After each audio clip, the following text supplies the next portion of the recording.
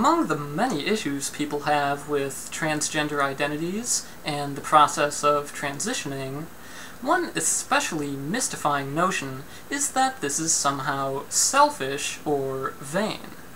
This is a difficult accusation to counter, because the concepts of selfishness and vanity are slippery things.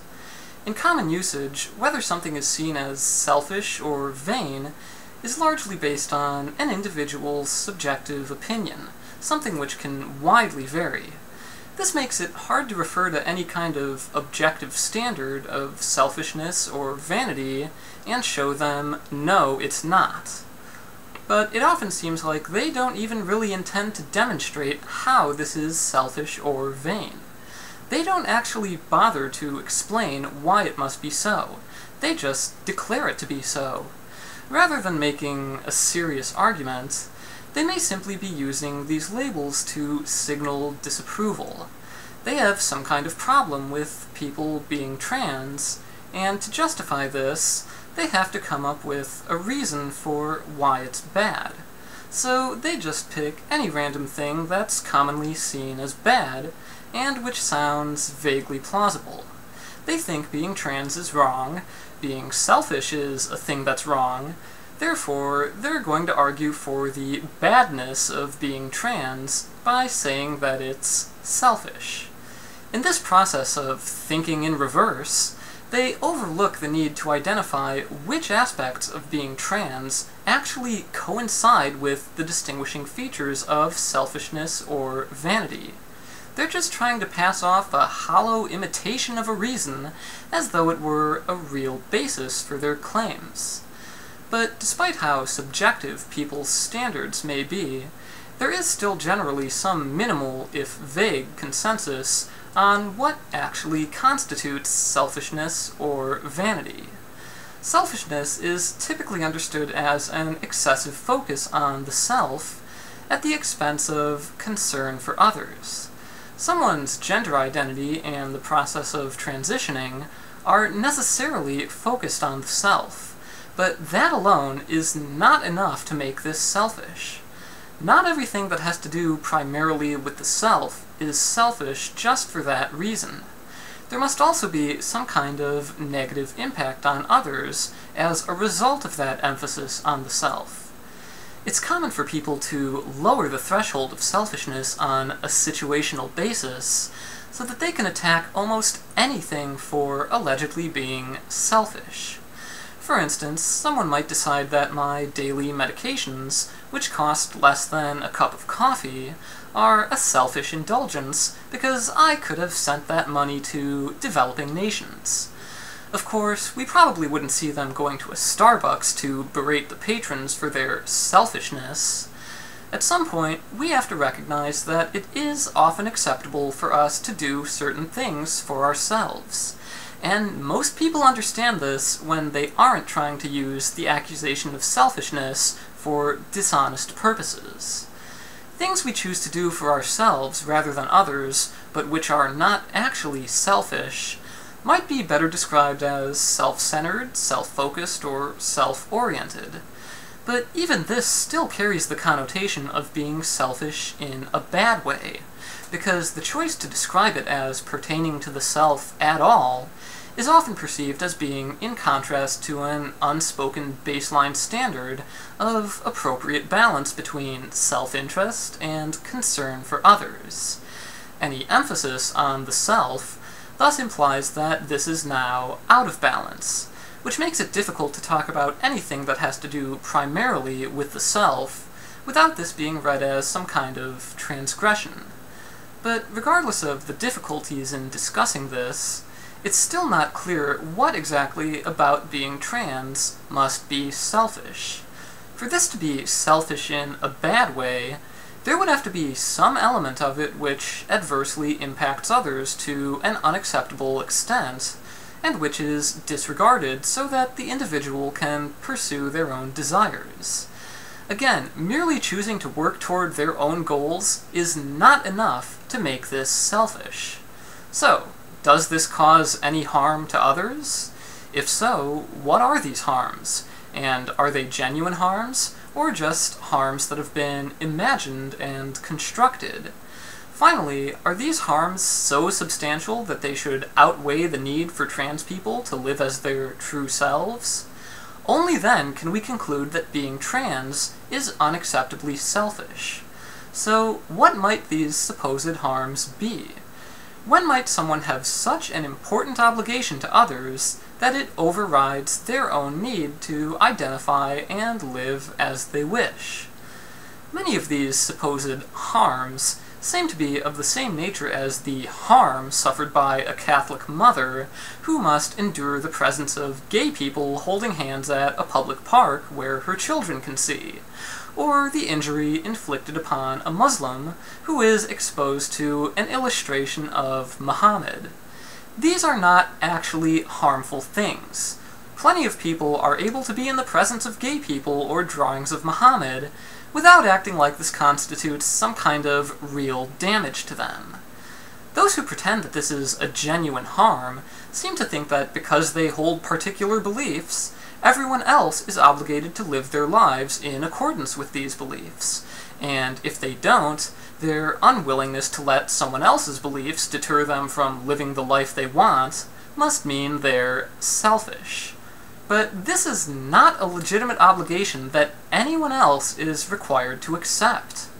The fact that you're prejudiced does not mean that anyone is actually harming you by being part of a group that you're prejudiced against.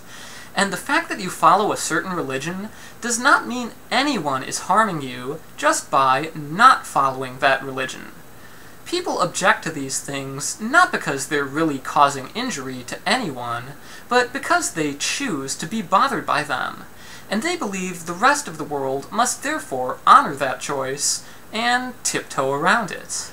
But being gay, or doing something the religion of Islam wouldn't approve of, does not deprive these people of anything other than their desire to control the lives of others to a clearly unacceptable degree. And the only burden it imposes upon them is one which all of us must already learn to live with, being part of a world full of people who won't always agree with you. It is not selfish to be gay, or to disagree with Islam, just because some people don't like that. And likewise, it is not selfish to be trans, merely because some people may vigorously disagree with it, or claim that we've offended their delicate sensibilities. But considering the serious burden they seek to impose upon trans people by discouraging them from being themselves on the grounds that this is selfish, it truly is selfish for them to prioritize their personal comfort and inexplicable need for everyone not to be trans over another person's identity and self-fulfillment.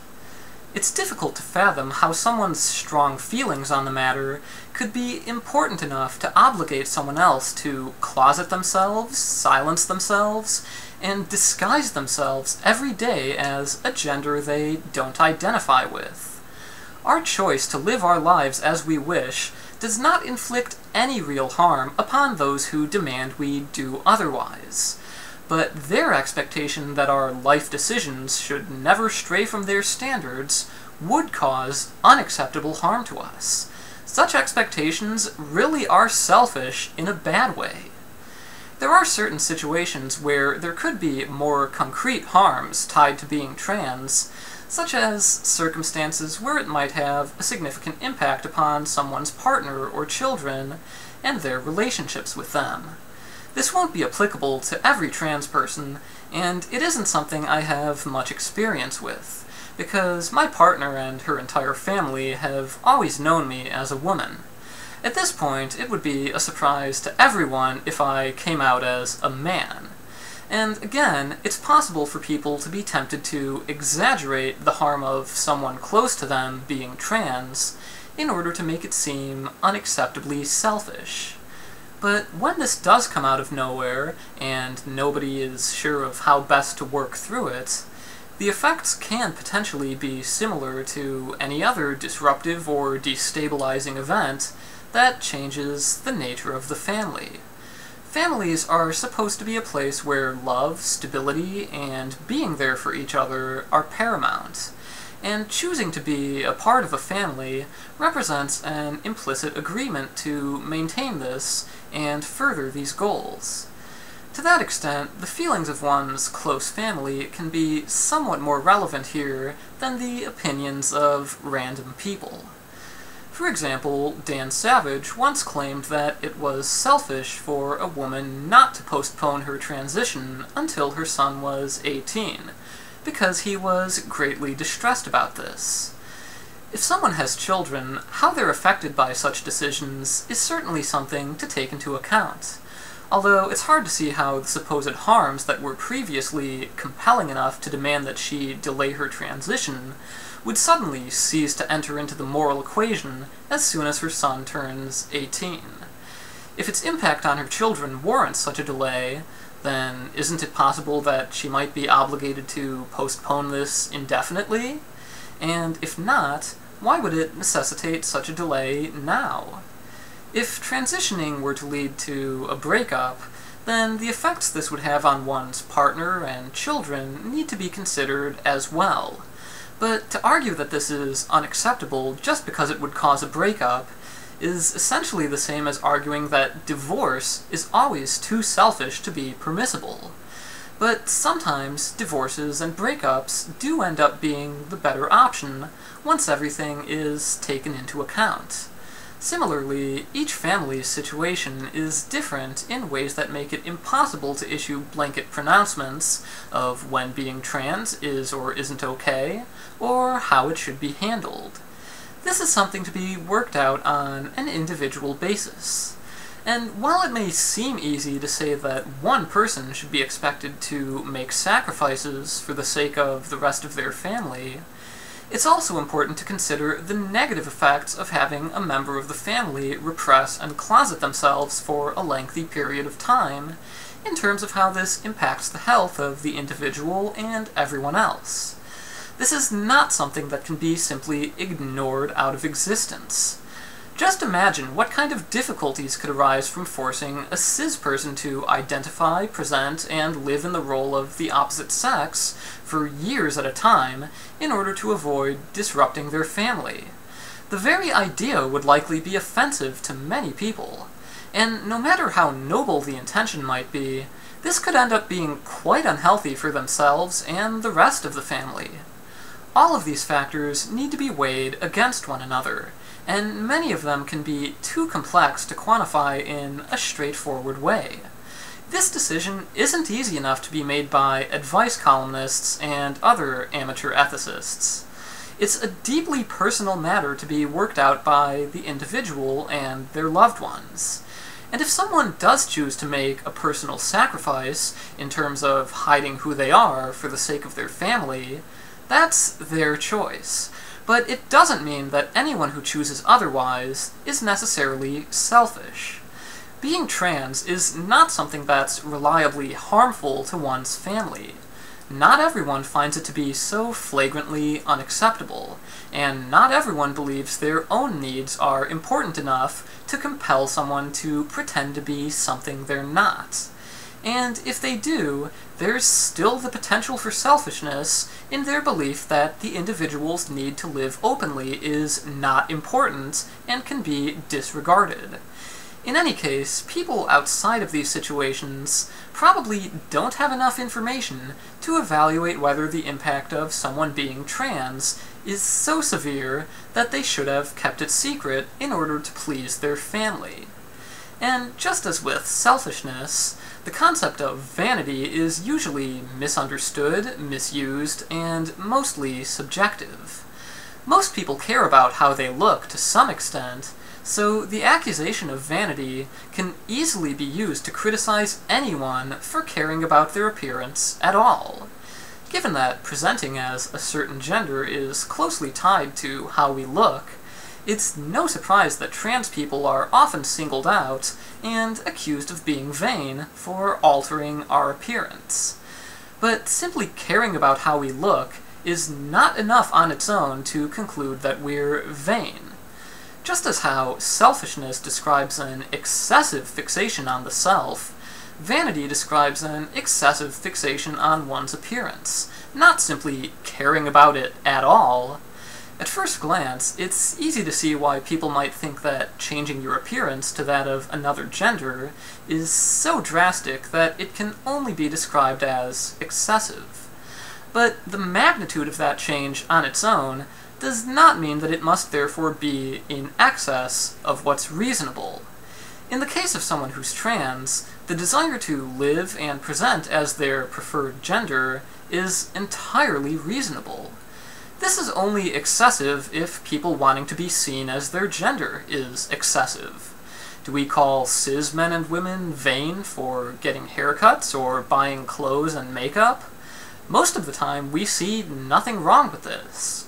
So how vain is it when I wear women's clothes compared to a cis woman wearing women's clothes? If you consider all of the trappings of gender that people spend time and money on over their entire lifetime, it might start to seem pretty incredible no matter whether they're cis or trans. Yet, in the case of cis people, this isn't usually treated as an excess focus on their appearance, but an acceptable focus.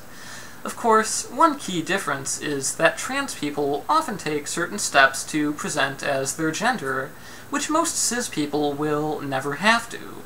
But this is simply the nature of the condition, and the various procedures associated with transitioning are considered by medical authorities to be necessary treatments as part of the standards of care.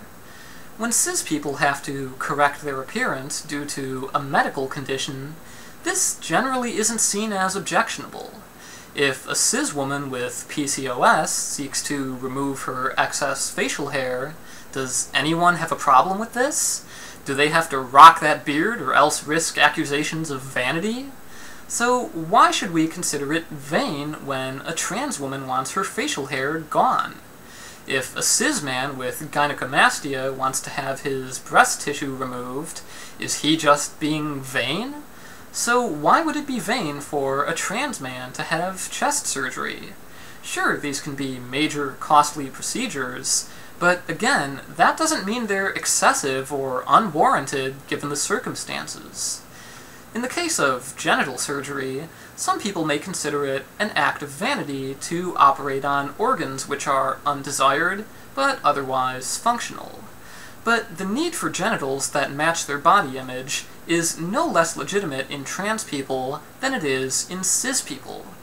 Consider the case of male combat veterans who have suffered disfiguring injuries to their genitals. If it's easier to construct a vagina rather than a phallus, as it very well may be in some cases, would it be mere vanity for these men to prefer a functional phallus, or for them to have any preference at all? Should they have to settle for whatever they can get, regardless of their desires, or else be considered vain? Whether people seek genital surgery because of their gender identity, or because of involuntary disfigurement, is immaterial. Just as in the case of undesired facial hair or breast tissue, the legitimacy of their preferences is what matters, and if these preferences are legitimate for cis people, they should be considered legitimate for trans people as well. Simply living as your identified gender is not normally considered an example of selfishness or vanity. Yet this is all too often considered an outrageous act of self-absorption when trans people do it. The expectation that anyone should have to abandon their gender to avoid being seen as selfish or vain is never applied to cis people, because it's plain to see how unreasonable this is. I'm entitled to my gender, just as you're entitled to yours, but I'm not entitled to anyone else's gender, and you're not entitled to mine.